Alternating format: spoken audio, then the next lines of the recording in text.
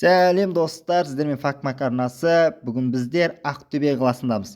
Ақтөбе қаласына арнап 50 мың адамдық Ақтөбе арена атты су жаңа стадион ашпақпыз. Барлықтарыңыз білесіздер, Ақтөбедегі Қобыланды Батыр стадионы кішкентай болғандықтан жанкүйерлер сыймай жүрген болатын.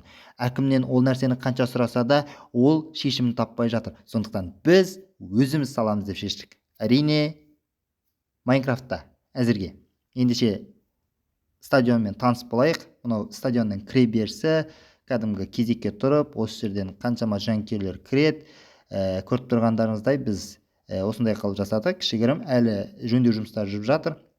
Жоғарыда аққызылдар, Ақтөбе жанкүйерлерін білесіздер, аққызылдар деп атайтын болғандықтан осындай дизайнмен жасақтап жатырмыз. Әлі күнге дейін ремонттар жүріп жатыр дейсің. Мұнда бізде дәретхана, оған кірмейміз, қазір тағы басқа дәретханалар бар, солда қалай жасалғанын көрсетеміз. Ал бізде мұнда Макдональдс асханасы. Әртүрлі асханалар осы жерде жасақталынған. Неге? Өйткені жанкүйерлер келген кезде тамақ, су алу үшін осындай қылып жасақтап қойдық. Әрине, онымен тағы да толық таласып боламыз. Енді ең бастысы жанкүйерлер отыратын жерге барсақ. Бізде барлықтарыңыз білетіндей ең мықты Қазақстандағы жанкүйерлер жинақталған сектор білесіздер. Ол әрине ол 10-шы сектор. 10-шы секторға кіреміз қазір. 10-шы секторды қарасақ, мұнда жанкүйерлер жинақталып жатыр. 10-шы сектор әлі ойын басталуға 1 сағаттай уақыт бар. Сондықтан 10-шы сектор әдеттегідей өзінің ойынға дайындығын бастап жатыр. Мұнда бізде Ақтөбе және Қайрат арасындағы ойынға дайындық қызу жүріп жатыр. Жанкүйерлер әлі жинақтала қойған жоқ. Главное, 10-шы сектор осында. Стадионның жалпы виді осындай. Енді 10-шы секторға қарай жақындасақ, мұнда жанкүйерлер Ақтөбе, сен көп жаса, жаным пида болсын саған, еш нәрсеге өзгермейді, махаббатым бол дүниеде деп жатыр. Енді осында жақындасақ, мына жерде білесіздер, барабанчик, жалпы бақытта отырушы отырады. Осы жерде барлығын айтып, нақты көрсетіп отырады. Енді бізде мына жерде футболистер, замендегілер отыратын, жалпы тренер отыратын жерлер. Екі жақтықы. Дальше жүретін болсақ, бізде футболистер шығатын жер. Осы жерден футболистер шығады, сосын ойынға, алаңға шығып ойын көрсетеді. Ал мына жерде әртүрлі секторлар.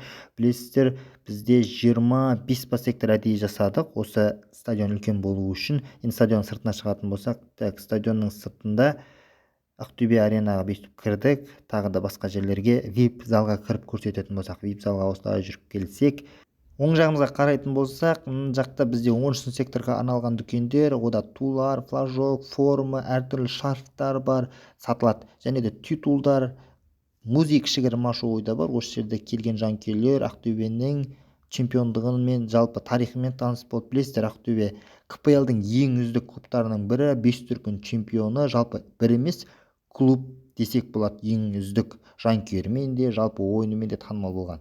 Оны бірі мойындар, бірі мойындамас. Әрине, осыған келісетін болсаңыз, комментарийге жазып кетіңіз дейік. Енді бізде VIP залға келетін болсақ, VIP зал бізде мына жерде Куренко отырады дейсің ғой.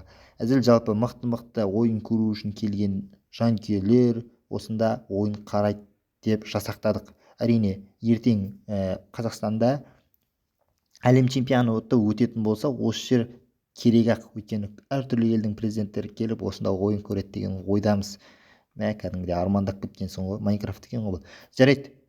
Енді стадионның ішіне кіріп қарайтын болсақ, бізде футболистердің қандай жағдай жасап бергенімізді барлығын қарайық, раздевалкасына кірейік, әртүрлі жерлерін көрейік. Енді бізде осылай кіреміз. Осында бізде ең бірінші кішігірім тамақ ішетін жер бар, асхана десек болады. Әртүрлі әңгіме айту үшін әрине кішігірім. Одан бөтен бізде банкет зал бар, қазір оны да көрсететін боламыз.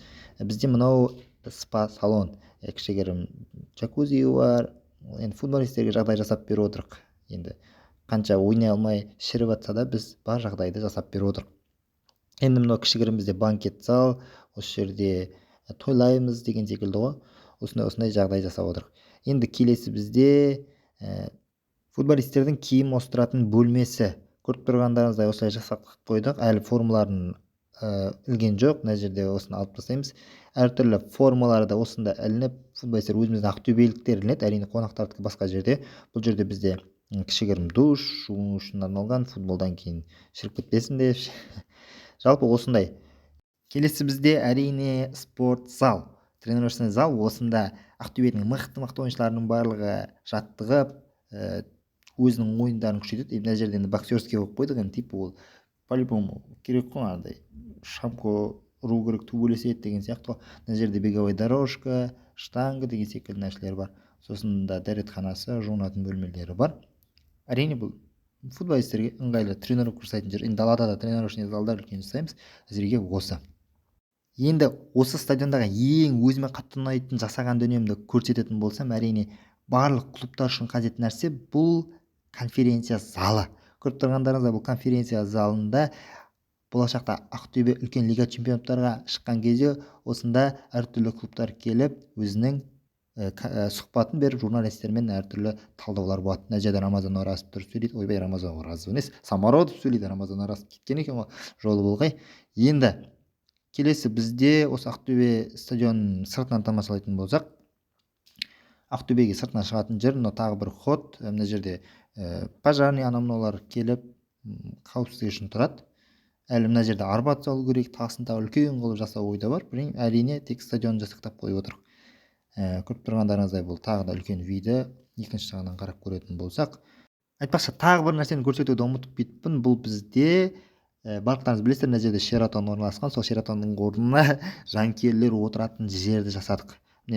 Комментатор, жанкүйерсіз комментатор отырады. Осы жерде міне Ақтөбе Қайратқа 4-ші голын салды, гол деп айқайлайды. Жарайды. Достар, біздің Ақтөбе аренаға деген кішігірім шолуымыз аяқталды. Біз барымызша жасадық, жалпы қиялдауға болады деген ойдамыз. Көп сөкпеңіздер әрине. Бұдан да керемет қылып Ақтөбесін жасауға болады әрине, өйткені Ақтөбе оған лайықты, бірақ біз барымызша қолдан келгенше кішігірім жасадық.